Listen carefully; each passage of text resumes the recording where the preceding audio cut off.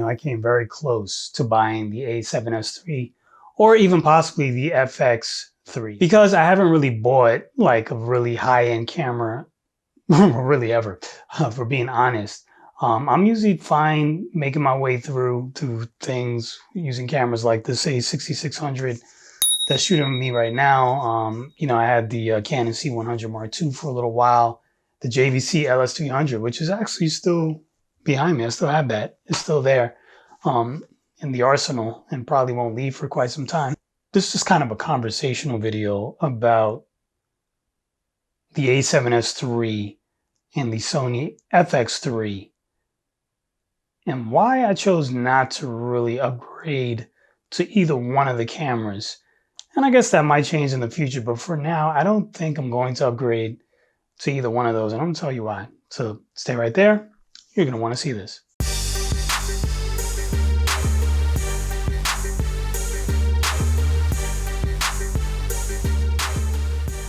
So it wasn't that long ago that I made a video about the Canon C100 Mark II and the fact that I decided to get a Sony A6600 instead of that camera. Now, at the same time, though, I was strongly considering getting the A7S3 or the Sony FX3, which I was actually leaning more toward the FX3 only because it comes with the audio handle. And it's not that it just comes with XLR adapters, but it's a handle. Once you have cameras that have handles on them and then you don't have cameras that have handles on them, it's kind of a big deal to have that handle. It really becomes very handy, and just kind of carrying the camera around, putting it on a tripod or a monopod, just kind of loading it on. It's easier to get like lower angle shots of things. You can just kind of hold it down. And so I was leaning more toward the FX3, but then I thought to myself, nah, man. One, the price is much more expensive than like a Sony A6600. But I understand it, rightfully so, it's more expensive because you're getting so much more, right? You can shoot 4K 120 on that, I believe, right? You have internal 10-bit 422 recording. You have dual card slots, which is a big deal. I mean, it just comes with a lot of features, shooting RAW, which all this stuff. And then of course you're shooting full frame, so you're getting better low light performance, better image quality overall. And there's just a lot of really, really good glass for the full frame cameras. But that's the problem. The glass is much more expensive. Right now in this video, I'm shooting this with a 17-70 Tamron f2.8 lens. This lens I think is just about $800 new. I think I got mine used or refurbished or something, so I saved a little bit of money on it, but it's not cheap, but it is way cheaper than getting something. The equivalent lens on a full frame will cost much more than this, probably cost double. And that's the thing. So I knew that in getting a full frame camera, basically I'm gonna have to replace all my glass that I already own for the crop sensor cameras, and I own quite a bit now. And then I have to upgrade all that glass. Like for instance, my 18-105 that I also own, the f4 for Sony power zoom lens. I love this lens for the crop sensor cameras. I love it. It's such a great lens for shooting live. It is amazing. And you can use it on a gimbal as well because the barrel does not extend when you zoom. It's an amazing lens. To get the equivalent lens for full frame, again, I'm gonna have to pay so much money for it. That lens is about an $800 lens. Full frame, nope, it's gonna cost more. So that was the big reason why I just could not see myself upgrading to the full frame cameras. Also, one of the big things for me is being able to get like a shallow depth of field when I'm shooting, especially weddings, or even things like this. Right now, look at the background is kind of blurry, right? I like that. I like that. You could do that much more.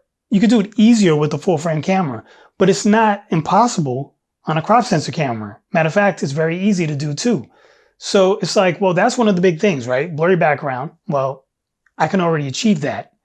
Well, then I would also have the ability to shoot in higher frames for 4K. But then again, I barely ever shoot in 4K. For being honest, I don't shoot in 4K that often, especially when I shoot weddings, because a lot of my clients want the raw footage, and I don't want to give them 4K footage. I don't even know if it can play well on their computer or their TV, wherever they're watching it. Some people's devices don't play 4K very well. So I don't want to give them that and then have complaints. So I typically just shoot in 1080. And when I don't shoot in 4K, guess what? Well, now I have to transcode the footage into 1080. So it's just an extra step in the workflow, which I find annoying. So it's like, if I was to get a A7S3 or FX3, most of the higher end features that it comes with, I'm not even gonna use. So what the hell's the point of getting it? So that's why I just decided, you know what? I'm just gonna get a Sony A6600. I like the A6400. This is the logical step up without spending a whole lot of money. So that's why I wound up doing that. And that's it. I'm just sharing my experience with you guys. For those who are, you know, kind of new to cameras, you're looking to get a good camera for maybe starting a business in video, or you're looking to start a YouTube channel and you want to make investments in camera gear, just keep things like that in mind. Sometimes we want to jump to the best pieces of equipment, but it really doesn't make sense to have the best if you don't know how to squeeze the best performance out of it, or in having those best features, you don't even need them. What's the point? You're paying for a bunch of high-end features that you're not going to use. So just be careful of that. That's why I didn't get the FX3 or the A7S3. And I don't know. What I hope, and hopefully someone from Sony is watching this, which they're probably not because my channel is really not that large. But if you could make another, like an A7000 series, because you guys are probably gonna do that. When you do that, this camera is really good. The only problem with it is the touchscreen. Touchscreen is like not really a touchscreen because it only works for touch focus. It would be really nice to be able to operate the menu through the screen and also have a screen that is a variable angle flip screen that flips out and towards you instead of just flipping over. Because if you have something mounted to the top of your camera, like I do right now, when you flip the screen over, you really can't see it well because it's being blocked by whatever you have on the cold shoe mount. So it's better if it flips out to the side, and it's better if it has a touchscreen. And if you could also add dual card slots, that would be cool. But then again, I understand this camera is kind of like the consumer camera. It's not really like the high-end professional cameras, even though I'm using it professionally. So to keep the cost down, if they add in a ton of features, well, then the cost goes up, right? And then it's kind of more, less prosumer and then more like professional. And this is not really the professional line, so I kind of understand that. But what would also be cool, I'm just talking here, You got the FX3, right? Full frame. Can we make a version that is crop sensor of that camera that has dual card slots and pretty much everything that camera has, except it's crop sensor? So you can use the crop sensor lenses on there. And I mean, you can still use it on the FX3, but you can use it to its fullest potential on that camera and make it a little less because it's a crop sensor. Maybe you could pull out some of the features from the FX3. Maybe you can add ND filters. I don't know. I'm just talking. I'm sure they have something cool in the works anyway. They probably already have that made. Anyway, I'm feeling this Sony camera. I like the A6600. It's a very good camera. I thank you all for watching and listening to me talk nonsense about why I did not buy something and why I bought this instead. Everything that I talk about will be in the description below. So if you're interested, go ahead and click on that for more information. And if you decide to buy anything in the description, I will get a portion of that. It costs you no extra, but it helps me keep this channel going. So as always, I'm Mike Turner. Thanks for watching, and I guess I'll see you soon.